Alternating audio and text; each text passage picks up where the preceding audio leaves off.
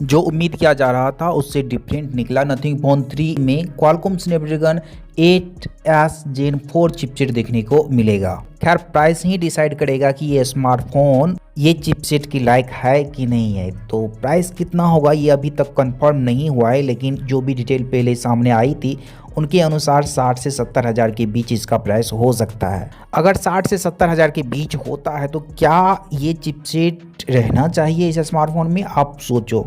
Poco F7 भी India में आ रहा है और इस स्मार्टफोन में भी Qualcomm Snapdragon 8s Gen 4 chipset देखने को मिलेगा। 12 GB तक रैम, एंड्रॉयड 15 पे आएगा। देखो ऐसी भी बात नहीं है कि नथिंग फोन 3 में ये चिपसेट मिलता है और पोको F7 में भी ये चिपसेट मिलता है, और जिसका प्राइस कम होगा वो बेस्ट स्मार्टफोन हो जाएगा। जैसे पोको F7 का प्राइस ऑब्वियसली कम रहने वाला है, लेकिन पोको F7 नथिंग फोन 3 के कंपेयर में बहुत डिफरेंस देखने को मिलेगा। सिर्फ चिपसेट देने से कोई भी स्मार्टफोन सुपर नहीं हो जाता है। सबसे बेहतर तो उसका ऑपरेटिंग सिस्टम रहना चाहिए। नथिंग का ऑपरेटिंग सिस्टम इससे बहुत ही ऑप्टिमाइज भी है, अच्छा भी है। साथ साथ नथिंग फोन 3 जो आएगा उसमें कैमरा सेटअप भी बढ़िया रहने वाला है। तो ऑब्वियसली पोको F7 से बेस्ट रहेगा नथिंग फोन 3, अगर चिपसेट भी दोनों में सेम दिया जाए तब भी। वन प्लस नोड 5 की स्पेक्स डिटेल की बात करें तो 6.83 इंच का डिस्प्ले देखने को मिलेगा। एमोलेड डिस्प्ले 120 हर्ट्ज का, और इसमें Qualcomm Snapdragon 8s Gen 3 chipset रहने वाला है। 8 GB और 12 GB रैम, 256 GB और 512 GB स्टोरेज वेरिएंट, 5200 mAh की बैटरी, 80 वाट का वायर्ड चार्जर, 50+8 मेगापिक्सल का रियर कैमरा और 50 मेगापिक्सल का फ्रंट कैमरा। ऑक्सीजन OS और एंड्रॉयड 15 के साथ आने वाला है। 8.1 mm थिकनेस और 211 ग्राम के आसपास वजन रहेगा। इंडियन वेरिएंट में बैटरी थोड़ा बढ़ सकता है, 6800 mAh की हो सकती है। इसी के साथ साथ वन प्लस नोड CE5 भी लॉन्च होने वाला है। इसमें 6.77 इंच का एमोलेड डिस्प्ले देखने को मिलेगा, 120 हर्ट्ज का। इसमें मीडियाटेक डायमेंसिटी 8350 चिपसेट रहेगा, तो ये उतना पावरफुल चिपसेट नहीं है। 30,000 के आसपास के रेंज के स्मार्टफोन में ये चिपसेट देखने को मिलता है, लेकिन एक्चुअल में उतना प्राइस के लायक ये चिपसेट है भी नहीं। 25,000 से कम प्राइस में ये चिपसेट मिलता है तो ठीक कहा जाएगा।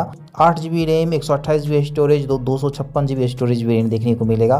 5200 mAh की बैटरी, लेकिन इंडियन वेरिएंट का थोड़ा डिफरेंट बैटरी हो सकता है, 7100 mAh की बैटरी हो सकती है। 80 वाट का wire charger, camera setup 50+8 megapixel का रियर कैमरा और फ्रंट में 16 megapixel camera, Android 15, oxygen OS 15, और इसकी मोटाई 8.27 mm और 199 ग्राम के आसपास वजन हो सकता है। और वन प्लस नोड 5 और नोड CE5 की बात करें तो ये 8 जुलाई को लॉन्च होने जा रहा है। इंडिया के साथ साथ ग्लोबल मार्केट में भी लॉन्च होगा, और इसका जो स्पेक्स डिटेल कंफर्म हो चुका है, जैसे चिपसेट कंफर्म हो गया, स्नैपड्रैगन 8s Gen 3 रहने वाला है नोड 5 में। गेमिंग सेटअप की बात करें तो 90 FPS पे BGMI आप खेल पाओगे, अप टू 144 FPS तक। ओप्पो की तरफ से ओप्पो K13X 5G स्मार्टफोन 23 जून को इंडिया में लॉन्च होने जा रहा है। इसका स्पेक्स डिटेल उतना खास नहीं है, लेकिन मैं बता देता हूँ ये स्मार्टफोन खरीदने लायक होगा कि नहीं होगा, प्राइस से ही आप डिसाइड कर पाओगे।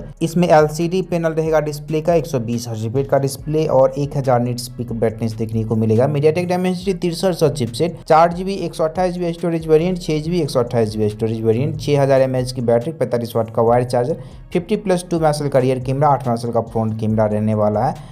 IP65 रेटिंग के साथ ये स्मार्टफोन आएगा।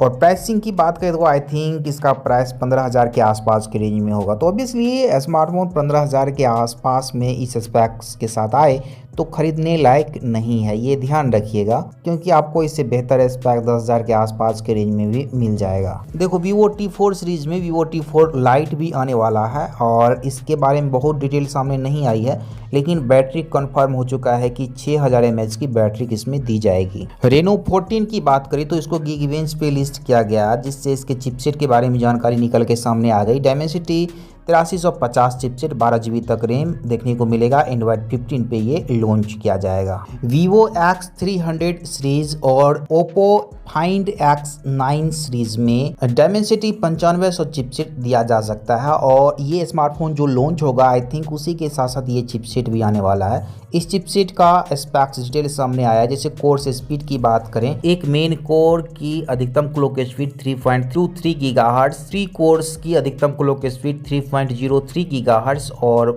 4 कोर्स की अधिकतम स्पीड 2.23 गीगाहर्ट्ज देखने को मिलेगा। वीवो की तरफ से वीवो Y400 प्रो स्मार्टफोन 20 जून को लॉन्च होने जा रहा है इंडिया में। इसका स्पेक्स डिटेल आप देख सकते हो, उतना खास नहीं रहने वाला है ये स्मार्टफोन। इतना ही स्मार्टफोन कुछ दिनों में लॉन्च होने वाला है। इन सभी स्मार्टफोन्स के बारे में आपका क्या राय है जरूर लिखिए आप कमेंट में। Thanks for watching audio. Thank you very much.